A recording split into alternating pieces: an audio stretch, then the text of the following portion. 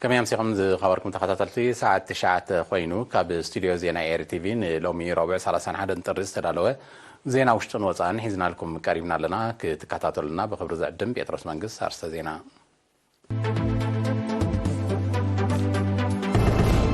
بريزيدنت إسياس أفوركي مس منستر بهالي إيطاليا عبد كلتاو متحف بارزتيو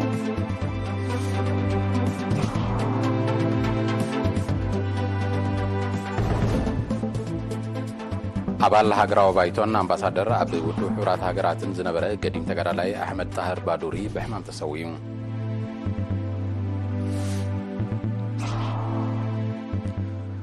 አብ ዞባ ዓንሰባት ተጠቃምነት አብ ጥዑም ማይ ዝፈርዩ ዓሳታት ክብ ንምባል ይስራሕ ኣሎ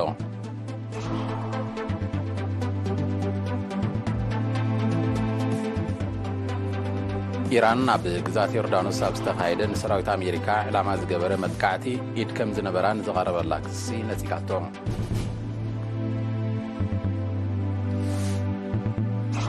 ሩስያ ስጋት ኔቶ ንምብዳህ መፍረ ኣፅዋር ብዓይነትን ብዝሕን ክብ ከተብሎ ምዃና ሓቢራ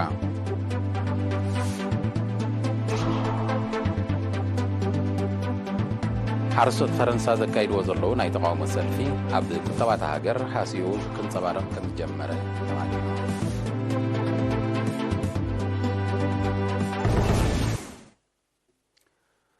ፕሬዚደንት ኢሳያስ አፈወርቂ ትማሊ ኣማሲኡ ምስ ሚኒስተር ባህሊ ከምኡን ምስ ወኪል ማሕበራት ትካላት ሓረስቶት ኢጣልያ ተራኺቡ ኣብ ዓውዶም ዘትዩ ልኡኻት ሚኒስትር ዜና ዝለኣኾ ትሕዝቶ ኣሎ ተስፋልደት መብራህቱ ከቕርቦ እዩ ፕሬዝደንት ኢሳያስ አፈወርቅን ምስኡ ሓቢሩ ዝተጓዕዘ ሚኒስተር ጉዳያት ወፃኢ አቶ ዑስማን ሳልሕ ኮሚሽነር ባህልን ስፖርትን አምባሳደር ዘመደ ተኽለን አምባሳደር ኤርትራ ኣብ ኢጣልያ አቶ ፍስሐ ጼም ጴጥሮስን ዝርከብዎ ልኡኽን ከም መቐፀልታ ናይቲ ምዝተፈላለዩ ሰበስልጣንን ትካላትን ኢጣልያ ዝገብሮ ዘሎ ርክባት ትማሊ 30 ጥሪ ኣብ ሰዓታት ምሸት ምስ ሚኒስተር ባህሊ ኢጣልያ ጂናሮ ሳንጉሊያኖ ተራኺቡ ዘትዮም ኣብ ትርክብ ኤርትራ ንነዊሕ ግዜ ክደልዮ ዝጸንሐት ንመግዛእቲ ጥልያን ብሓፈሻ ብግዲ ተዓስኪሮም ናብ ሊብያን ኢትዮጵያን ዝተወስዱ ኣሽሓት ኤርትራውያን ድማ ብፍላይ ዝምልከት ሰነዳት ኣብቲ ተዓቂቡሉ ዘሎ ቤት ግንጃ ወይ ኣርካይቭስ ብምኻር ክፍተሽን ክውሰድን ከም ዝከኣል ኣብ ስምምዕ ተበፂሑ ሚኒስተር ባህሊ ኢጣልያ ኣብቲ ኣጋጣሚ እቲ ሰነዳት ዝዕቀበሉን ንምድልዳል ታሪኻዊ ዝምድና ኤርትራን ኢጣልያን ዘገልግልን ቤተ መዘክር ኣብ ኣስመራ ከም ዝህነጽ ሓቢሩ ብዘይካዚ ኣብ ጥንታዊት ኣዱሊስ ብኢጣልያውያን ዝካየድ ዘሎ ናይ ኩዕታ ስነ ጥንቲ ስራሓት ክቕፅልን ክዓብን ክኢላታት ኢጣልያ ናብቲ ቦታ እናኸዱ ብሞይኦም ኣበርክቶ ክገብሩ ንኤርትራውያን ሞያውያን ስነ ጥንቲ ስነ ጥበብን ሙዚቃን ትምህርትን ስልጠናን ክወሃብ ከምኡውን ናይ ሓባር ፌስቲቫላት ክዳሎን ክካየድን ነዚ እተተግብር ኮሚተ ድማ ክትቀውም ኣብ ስምምዕ ተበፂሑ ኣብ ዝቕፅል መዓልታት ፍሉይ ርክብ ብምክያድ ድማ ንናይ ሓባር ስምምዕ ዝኸውን ንድፊ ተዳልዩ ክኽተም ኣብ ምርድዳእ ተበፂሑ እዚ ከምዚ ኢሉ እንከሎ ፕሬዚደንት ኢሳያስን ምስኡ ዝተጓዕዘ ልኡኽን ትማሊ ኣብ ሰዓታት ምሸት ምስ ወኪል ማሕበር ትካላት ሓረስቶት ኮልዲሪቲ አንቶኒዮ ፓሪቲ ተራኺቡ ኣብ ተመክሮ ሕርሻን ፍርያትን ዝምልከት ዘተ ኣካይዶም ኣብዚ ምስ ወኪል ናይ 1,600,000 ኣባላት ዘለዎ ጥርናፈ ኣፍረይቲ ሓረስቶት ብብሉፅ ፍርያትን ዝርግሕን ዝፍለጥን ኣብ ዓመት ክሳብ 65 ቢልዮን ዶላር ኣታዊ ዝረክብን ትካል ኣብ ዝተገበረ ርክብ ፕሬዚደንት ኢሳያስ ዋላ ብውሑድ ዓቐን ብሉፅ ፍርያት ከነፍሪ ድሌት ስለ ዘለና ተመክሮኹም ምቕሳም የድልየና ኣሎ ኢሎም ፕሬዚደንት ኢሳያስ ኣስዒቡ ሓረስቶትና ዓይነታዊ ምህርቲ ከፍሪ እንተደኣ ጀሚሮም ፍርያቶም ካብ ውሽጢ ሃገር ሓሊፉ ንሰደድ ክበቅዕ ስለ ዝኽእል ንሓረስቶትና ኣዝዩ ኣገዳስን ኣተባባዕን ከም ዝኾነ ነዚ ንምግባር ዘለዎም ተኽእሎታት ቴክኖሎጂ ምፍላጥ ድማ ሓጋዚ ከም ዝኾነ ብምጥቃስ ኣብዚ መዳይ ዝብሓፈሻ ምዝራብ ዘይኮነ ኣብ ፍሉይ ኣርእስታት ምትኳር ኣገዳሲ ከም ዝኾነ ገሊፆም ብዘይካዚ ሓረስቶት ኤርትራ ብሉፅ ፍርያት እንተደኣ ኣፍርዮም ኣብ ዕዳጋ ንምቕራቡ ብወገን እቲ ትካል ክግበር ብዛዕባ ዝከኣል ምትሕግጋዛት ከምኡውን ምምዕባል ዓቕሚ ሰብ ኣብ ዝተገብረ ዝርርብ እቲ ማሕበር ብሉፅ መሰልጠኒ ማእከላት ከም ዘለዎን ክግበር ከም ዝከኣልን በሪሁን ድሌት ክልቲአን ሃገራት ተረጋጊጹን ፕሬዚደንት ኢሳያስ መወዳእታ ኣብ ኤርትራ ሰፊሕ ዝሕረስ መሬት ዝተዋህለለ እኹል ማይን ከም ዘሎ ብምሕባር ኤርትራ ብሓባር ንምስራሕ ድልውቲ ምዃና ኣረጋጊጾም እዚ ብዓይነቱ ናይ መጀመርያ ዝኾነ እወታዊ ርክባትን ስምምዓትን ብክልቲኡ ወገን ንዘሎ ቁርብነት ዘረጋግጽ እዮም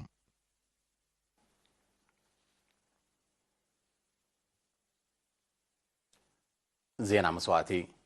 أبال هاجراو بايتو إيرتران أمباسادر إيرترا أب ودو حورات هاجراتن زنبرة قديم تقارلاي أمباسادر أحمد طاهر بادري بسالسات الري أب مبال 78 عامة عدميو بحمام تسويون أب شعند شعات 207 أب هزباو حيلتات حارنة إيرترا استسلفة تقارلاي أحمد طاهر بادري أب حارنة وقالسي كومشنر حايلي وكيل هزباو حيلتاتن هزباو جنبارن أب عدنن دوب يمن كويتن سودانن حلاف زينا كومون بدرجة أبال مأكلاي شماقله هزباو جنبار سكرتاريات كفل وصايا زمدناتات كوينوز تقاد سحر بنيايم دهرنات ندما تقارلاي أحمد طاهر بادوري كومشنر قدايس إيرتراوين سدتنياتات كومشنر مأكل وفر إيرترا كومون قوامي لوخ إيرترا أب ودو حورات هاجرات بمقان هزبون هاجرون بتوفاين نتاقل جيلون سو أمباسادر أحمد طاهر بادوري مع الحدارن أبو كلتا ولداتنيو ሚኒስትር ጉዳያት ወጻኢ በመስዋዕት ሓርበኛ ተጋዳላይ አምባሳደር አሕመድ طاهر ባዱሪ ዝተሰምዖ ሓዘን እናገለጸ ንስድራ ቤቱ መቃልስቱን መሳርሕቱን ጽንዓት ይምነ ንስነ ስርዓት ቀብሪ ዝምልከት ኣብ ቀጻሊ ክሕበር እዩ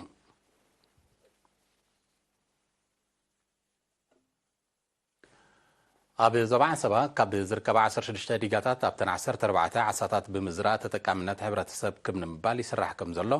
ካብ ጨንፈር ሃብቲ ባሕሪ ዝተረኸበ ሓበሬታ ኣፍሊጡ ወኪል ኤሪና ቤትኤል ሰሎሙን ብመልክዕ ጸብጻብ ንዘዳለወ ትሕዝቶ ሻምተወልደ ኣብ ዞባ ዓንሰባ ኣፍልጦ ህዝቢ ኣብ ተጠቃምነት ኣብ ጥዑማይ ዝፈሪዑ ዓሳታት ንምዕባይ ይስራሕ ከም ዘሎ ሓላፊ ጨንፈር ሃብቲ ባሕሪ ኣቶ መሓሪ ሃብተ ገርግሽ ገሊጹ ምዝራእ ዓሳ ኣብ ዲጋታት ህዝቢ ብቐረባ ተጠቃሚ መኣዛዊ ምግቢ ዓሳ ንክኸውን ዝዓለመ ምዃኑ ዝሓበረ ኣቶ መሓሪ ኣብ ዝሓለፈ ዓመት ብመውያውያን ዝተደገፈ ጎስጓስን ኣስተምህሮን ከምኡውን ብማሕበር ንዝተጠርነፋ ስልጠና ምግፋፍን ምኽሻንን ከም እትዋህበ ኣብሪሁም ኩነታት ተንዲጋታት ንምክትታልን ብዝካየድ ዑደት እውን ዋሕዲ ዓሳ ንዘለወን ዳግማይ ከም ዝረኣለን ዝገለጸ ኣቶ መሓሪ ፍርያምነት ንኽዓቢ ህዝቢ ግቡእ ክትትል ብምግባር ካብ ድበትን ንብከላ ዘቃልዕ ንጥፈታትን ክከላኸለለን ኣዘኻኺሮም ዋዕዳ ዲጋ ትትካኣላ ደይብለን ዲጋታትካ زرعلن مالتي وسواس أب بيت مهرتي وسواس أب منستر دانا مكل خالد اللي كثر اللي كل نجار ኣብ ተንዲጋታት ዛጊት ሰለስተ ዓይነታት ዓሳት ተዘሪኦም ምህላዎም ዝገለጸ ሓላፊ ኣሃዱ ደገፍን ተራድኦን ኣቶ ኢሳያስ ፍሳሐ ወገኑ ኣብ ጥዑማይ ዝፈሪዑ ዓሳታት ምስቶም ናይ ባሕሪ ብትሕዝቶ ፍልሊ እኳ እንተዘይብሎም እቶም ተለልዮም ተዘሪኦም ዘለዉ ዓሳታት ተጻዋርነት ዘለዎምን ብቐሊሉ ዝፈርዩን ብምዃኖም ብልጫ ከም ዘለዎም ሓቢሮም ሰለስተ ዓይነት ኣለውና ኣብ ዘዋና ትላፒያ ካርፕ ኮመን ካርፕ ኣለውና ማለት እዮም እዚኦም ትላፒያ እዚኦም ብዓለም ደረጃ እቶም ዝበለፁ ዓሳታት ኮይኖም ካብ ዝኾነ ነገር ካኒ ተጻወታት ዝያዳ ሓገዝቲዮም ማለት እዩ ሕጂ እዞም ናይ ባሕሪ ጨዋም ዓሳ እዞም ጥዑማይ ዓሳን ብመቐረቶም ይኹን ብትሕዝቶም ዋላ ሓንቲ ፍልል የብሎም ብዝያዳ እኳ ዳ ትላፒያ እንዳርኢናዮ ብዓለም ደረጃ ክግለጽ ከሎ እቲ ዝበለፀ ዓሳ ተባሂሉ ይፅዋዕ ማለት እዩ ድሓር ብቐሊሉ ከዓ ድፋርዩ ብምዃኖም ከዓ ንዓና ሓገዝቲ እዮም ኣብ ዝኾነ ቦታ ተጻዋርነቶም ከዓ ዝለዓለ ስለ ዝኾነ ዝለዓለ ብልጫ ኣለዎም ንወቕቲ ምግፋፍ ዓሳ ኣመልኪቱ ድማ እቲ ምቹእ ካብ መፋርቕ ለካቲት ክሳብ ሰነ ምዃኑ ብምጥቃስ ካብ ወርሒ ሰነ ክሳብ መስከረም ግን ናይ ምፍራይ ወቕቲ ብምዃኑ ክግፈፍ ከም ዘይግባእ ኣዘኻኺሮም ኣብ ንኡስ ዞባታት ዒላ በርዕድ ሓመልማሎ ዓተከሌዛንን ሓልሓልን ማሕበራት ምግፋፍ ዓሳ ቆይመን ይነጥፋ ከም ዘለዋ ዝሓበር ኣቶ ኢሳያስ ኣባላት ማሕበር ብዝቐሰሞ ስልጠናታትን ዝዓጠቆ ናውትን ቀረብ መኣዛዊ ምግቢ ዓሳ ከውሕሱ ተላብዩ ሕጂ ኣብዚ 2024 ንሕና ንፅበዮም ካብቲ ዝነበረ ድገፍፎ ነበሩ ዝያዳ ወገይሮም ሓደ ነቲ ህዝቢ ኣብኡ ዘሎ ብቐሊሉ ዓሳ ክረክብ እሳቶም ድማ ተረባሕቲ ኮይኖም ከዓኒ ርእሰ ማሎም እንዳዕበዩ ዝኸዱሉ መንገዲ እሱ ኢና እቲ ዝዓበየ መደብና ማለት እዩ ኣብ ዞባ ዓንሰባ ካብ ዝርከባ 16 ዲጋታት እተን 14 ዓሳታት ተዘሪኢለን ከም ዘሎ ይፍለጥ ዓርሶት ወተን ምምሕዳር ከባቢ ቡያ ኣብቲ ብጀርፍ ዝለምዕ መሬት ኣብ ልዕሊ 9 ሄክታር ዝተዘርአ መሸላ ብጽቡዕ ኩነታት ከም ዝርከብ ገሊጾም እቶም ሓረስቶት ኣብ ሓበሬቶም ሎሚ ዓመት ዝርግሕን ዓቐንን ዝናብ ድሩት እኳ እንተነበረ ብምኽሪ ሞያውያን ተሓጊዞም ኣብ ምዕቃብ ማይን ሓመድን ብዘካየድዎ ጻዕርን ካብ ከበሳታት ብዝወረደ ውሕጅ ዝተሰብረ ዓግን ብምጽጋኑን ሓሪሶም ከም ዝዘርኡ ኣረድዮም ንሳቶም ኣስዒቦም ብዝገበሮ ጽዑቕ ክትትል ካብ ጎረቤት ሃገር ዝኣተወ ዕስለ ኣንበጣ ስለ ዝተገተ ረቡሕ ምህርቲ ክሓፍሱ ተስፋት ምዃኖም ገሊጾም أموداتا ترغيب زلو وصيت مرايا وهو سراح ناي كلهم أكلات كم زخانة بمحبر مرتم أب قفو كساب زاتو كاب بالعاتن كالن مكلخال مكتتالهم كزايدو مقانم بمرقات لعلى عقمم كوين زلو استسبر عاقم نمتسقان دقف ماشين رك قبر لهم تلابيهم أب وطن ممحدار كبابي بويا بزناب بحرن وحجن زلمع أستاذ 300 هكتار اللون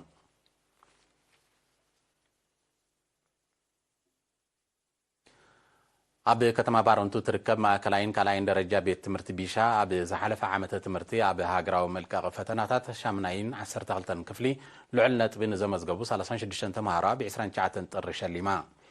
وتم استشلموا أب هاجراو مرمرة شامناي كفلي 9 كاب 100 لعليون أب هاجراو مرمرة 10 كفلي دما كاب 3 كساب مولو 4 بزمتيام أبتي سنة سرعات رئيس ممرتا بيت تمرتي ممر كحسو فقرة أبزهاب ومجلسي بيت مرتم مجمرتا جزية مبل سالسان حموشن زورياز الساتفتم تمهارو عقبة وتصيتو كانت مزقبو نزبالة وتصيت تعارم كحيلو تلابيون حلافي بيت صحفة تمرتي أبتو نزبا ممر داويت كالالا بوغونو اتي ناي مشلام مدب نكالوت ولدن تمهارون قدس قنن ناي تودادرنت منفسن زفتر مقان بمتكاس تمهارو نمت وعم نزقبر زولو صعار تغنزيبهم تودادرنتهم نمعباي عصفاك صرحن أبنتوين كوخونن أزاقيرون من قد عوت نوحين حيال صعار زحاتتني زبالة حلافي جنفر تمرت زوبا قاشباركا ممر محمد علي إبراهيم دما تمهارو نوح قعزو يصبهم كم زولو فليتهم بزمزقبو كي تزانيو عبرتعم كسرحو مخيرون جزياو محدار نزوبا بارونتو أتيمان محار دما نولصات متبع أكال نايتي بقعت تمرتن تمهارون ممحياشن تقداسن تمهارون معباين زوصل زولو تبقساتات كم زقنا بمتكاس مسرح ممهارن مستمهارن بقالوتا زصلو حسراتات مقلال يقريتا لعل قمت كبوهابو حتى حساسيبون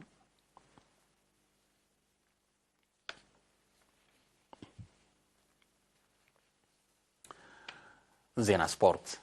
أب سعودية زكايد زور العلا لومي ربع 31 طري 299 كيلومتر شفنا كلاي مدرخ أب سلاسللو إرتراو تعالى دماي كلب أستانا هينوك ملورهان كلاي ترتاب بمحز بلوص وتصيتها مزجيبون هينوك نزود الدرة بساعة أستات 4.3 كيلومتر ناتحنببه كابتي قدامي زوجة نرويجاوي سورن ورن سكولد جزيا كي كسره ب4 ساعات 4 دقيقة 4 كاليتن زازيمويش تشلمي بر ميداليا كخون باقيون بلوص أفريقيا وتقدامي عامة 2023 هينوك منبرهان ماليا كازاخستاناويت كلب أستانا وديو أبزا كايدو فلامو ددر كم زعين تعاوت مزقاو أكايت نايتا غانتا لعل تسفا كم برولو أخيلو مالون أبزي مدرخ مس ماليجاويت كلب ترنغانو وددرو زكايد زلو مكور إيرتراو تقدامي مرهاو قدس مبال 10 شوعات ترتا كم زحازة تفليت الله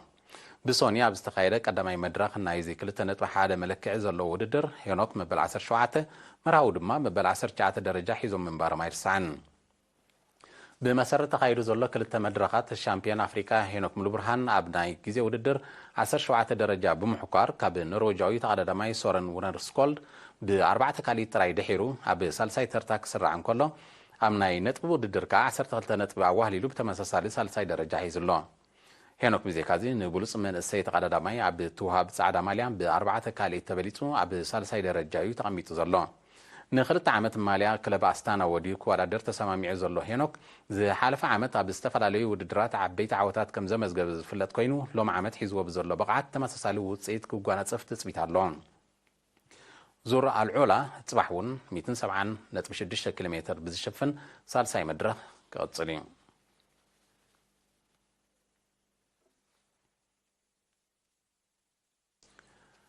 زي خبركم تحتاتلتي السعب أهقروا زيناتات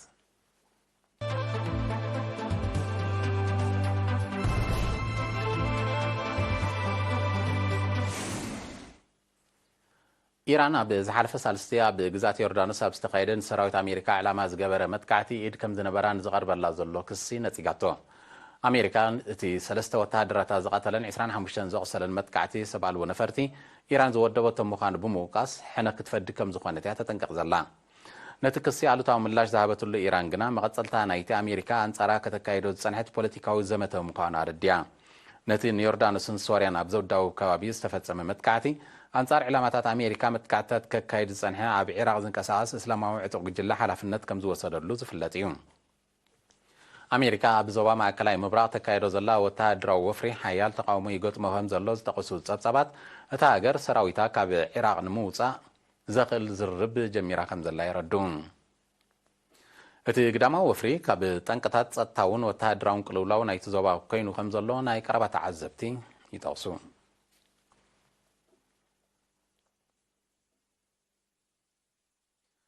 ሚኒስትር ምክልኻል ሩስያ ሃገሩ ስጋት ኪዳን ሰሜን ኣትላንቲክ ኔቶ ንምብዳህ መፍረ ኣጽዋር ብዓይነትን ብዝሕን ክብ ከተብሎም ምዃኑ ሓቢሩ።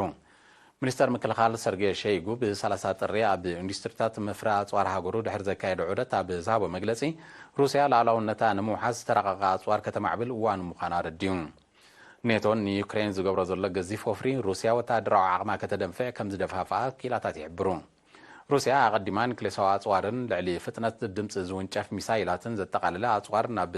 ዕጥቃ ከም ዝጸንበረት ንቁፅሪ ሰራዊታ እውን ናብ ልዕሊ 1.3 ሚልዮን ክብ ከም ዘበለቶ ጸብጻባት ይርዱ። ኩናት ዩክሬን ብደረጃ ዓለም ንመጠን መሸጣን ምምዕባልን ኣጽዋር ክብ ከም ዘበሎ ከም ሳዕቤኑ ድማ ጸጥታውን ወተሃደራውን ቅልውላዋት ከም ዝዓረገ እቶም ጸብጻባት ወሲኾም ይገልጹ።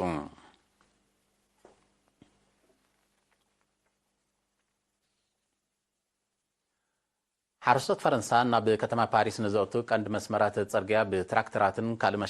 ማሽነርታትን ብምዕጻው ዘካይድዎ ዘለዉ ናይ ተቃውሞ ሰልፊ ሃስያው ኣብ ቁጠባት ሃገር ክንጸባረቕ ከም ዝጀመረ ተቓሊሑ። እቶም ሓረስቶት ኣብ ልዕሊ ሕርሻዊ ፍርያት ዝግበር ምቁፅጻር ክፋቆስ ናይ ነዳዲ ድጎማ ንምጉዳል ዘለዎ ውጥን መንግስቲ ክቋረጽ ከምኡውን ዓብላልነት ናይ ግዳም ፍርያት ንምቁፅጻር ስጉምቲ ክውሰድ ብምጽዋዕም ነቲ ሰልፊ ዘካይዱ ዘለዉ። መንግስቲ ፈረንሳ ሓረስቶት ሰልፊ ዘካይድሉ ቦታ ካብ ዓበይቲ ከተማታት ዝረሓቐ ከምኡውን ንቐንዲ መስመራት ጽርግያ ዘይትንክፍ ክኸውን እኳ መምርሒ እንተውፅእ ሰልፈኛታት ግና ብመጠንቀቕታ መንግስቲ ከም ዘይሰናበዱን ነቲ ናብ ከተማ ፓሪስ ዘእቱ ቀንዲ መስመራት ብምዕጻው ዘካይድዎ ሰልፊ ከም ዝቕጽልዎን እዮም ዝገልጹ ዘለዉ። ሓረስቶት ፈረንሳ ቤልጅየምን ጀርመንን ሆላንድን እውን ተመሳሳሊ ሰልፍታት የካይዱ ከም ዘለዉ ተፈሊጡ ኣሎ።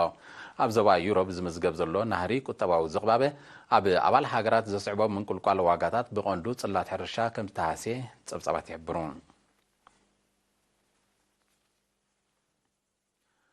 ኣብ ከተማ ኒው ዴልሂን ከባቢኣን ህንዲ ተኸሲቱ ዘሎ ጽዑቕ ግመ ኣብ ኣገልግሎት መጓዓዝያን ንቡር ንጥፈታት ከተማን ምስንኻላት ኣስዒቡ።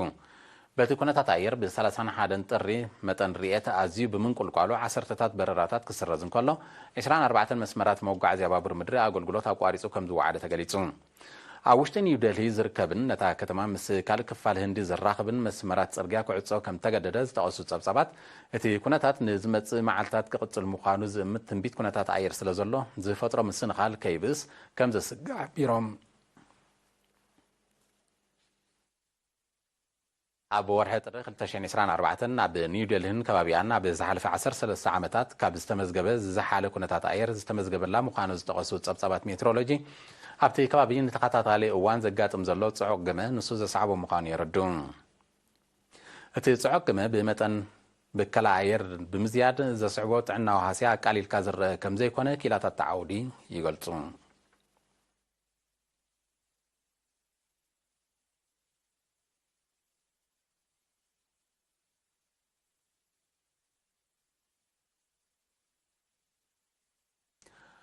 ብ30 ጥሪ ኣብ ዲሞክራሲያዊት ሪፐብሊክ ኮንጎ ብዘጋጠመ ሓደጋ ምጥሓል ጃልባ ብውሕዱ 40 ሰባት ከም ዝሞቱ ሰመዝቲ ሃገር ሓቢሮም። በቲ ኣብ ፈለግ ኪቩ ዝተኸስተ ሓደጋ ዛጊት ቁፅሮም ዘይተፈልጠ ሓያሎ ካልኦት ድሃዮም ጠፊኡ ብምህላው ቁፅሪ ምዉታት ክዛይድ ከም ዝኽእል እቶም ሰመዝ ኣሚቶም። ጠንቂ ናይቲ ሓደጋ ልዕሊ ዓቐን ጽዕነት ክኸውን ከም ዝኽእል ግምታት ኣሎ። ኣብ ዲሞክራሲያዊት ሪፐብሊክ ኮንጎ ብዘጋጥም ሓደጋ ምጥሓል ጃላቡ ሰብኣዊ ክሳራ ክወርድ ናይ ፈለማ ከም ዘይኮነ ጸብጻባት ይርዱ።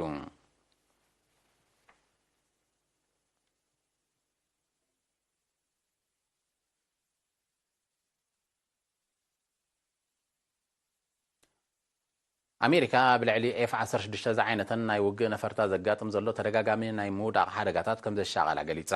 እዚ ዝተሓበረ ብ30 ጥሪ ኣብ ክልል ኣየር ደቡብ ኮርያ ኣብ ልምድ ዝነበረት ነፋሪት ወዲቓ ድሕሪ ምሕምሻሻ እዩ። እቲ ክስተት ኣብ ውሽጢ ዓመት ዝኣክል ግዜ ኣብ ልዕሊ ተን F-16 ዝዓይነተን ነፈርቲ ሳልሳይ ተኸታታሊ ሓደጋ ምዃኑ ጸብጻባት የረዱ። ኣብ ወርሓት ጉንቦትን ታሕሳስን 2023 ኣብ ልምድ ዝነበራ ክልተ ካብተን ነፈርቲ ዛጊት ጠንቁብ ዘይተነጸረ ምኽንያት ወዲቐን ከም ተሓምሸሻ ይዝከር። ቤት ጽሕፈት ምክልኻል ኣሜሪካ ፔንታጎን እቲ ተደጋጋሚ ሓደጋታት ብዕቱብ ክጽንዕ ዓዚዙ ኣሎ F-16 ብደረጃ ዓለም ካብ ዝተራቐቓ ናይ ውግእ ነፈርቲ ተባሂለንን ዝጥቀሳ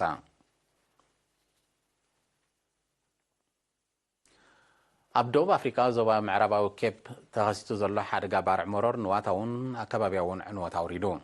እቲ ንሳልስቲ ቀፂሉ ዘሎ ባርዕ ሰፊሕ ጫካታት ከም ዘዕነወ ዝተቐሱ ጸብጻባት ካብ ቁፅፅር ወፃኢ ብምዃን ህዝቢ ብብዝሒ ናብ ዝርከቦ ከባቢታት ብምጽጉዑ ዘውርዶ ክሳራታት ከይዛይድ ከም ዘስግሕ ሓቢሮም እቲ ባርዕ ብዝፈጠሮ ስጋት ኣማይት ነበርቲ ናይቲ ከባቢ ናብ ውሕስ ቦታ ከም ዝጉዕዙ ከም ተገብረ ድማ ገሊጾም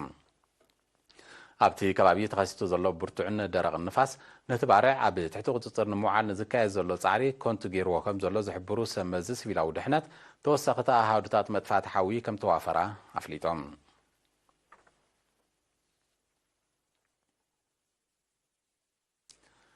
ዝኸበርኩም ተኸታተልቲ ዜና ንምፍጻም ኣርስታቱ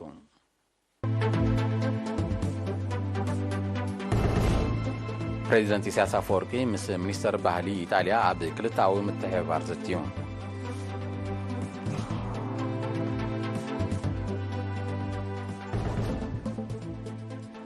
ኣባል ሃገራዊ ባይቶን ኣምባሳደር ኣብ ውድብ ሕብራት ሃገራትን ዝነበረ ገዲም ተጋዳላይ ኣሕመድ ጣህር ባዱሪ ብሕማም ተሰዊዩ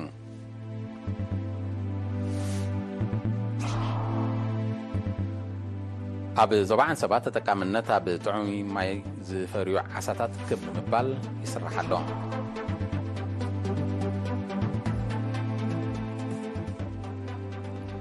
ኢራን ኣብ ግዛት ዮርዳኖስ ኣብ ዝተኻየደ ንሰራዊት ኣሜሪካ ዕላማ ዝገበረ መጥቃዕቲ ኢድ ከም ዝነበራ ንዝቐረበላ ክሲ ነፂጋቶ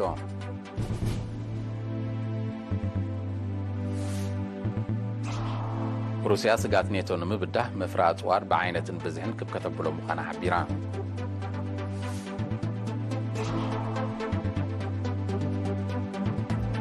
ሓረስቶት ፈረንሳ ዘካይድዎ ዘሎ ናይ ተቃውሞ ሰልፊ ኣብ ቁጠባታ ሃገር ሓስያዩ ክንጸባረቕ ከም ጀመረ ተቃሊሑ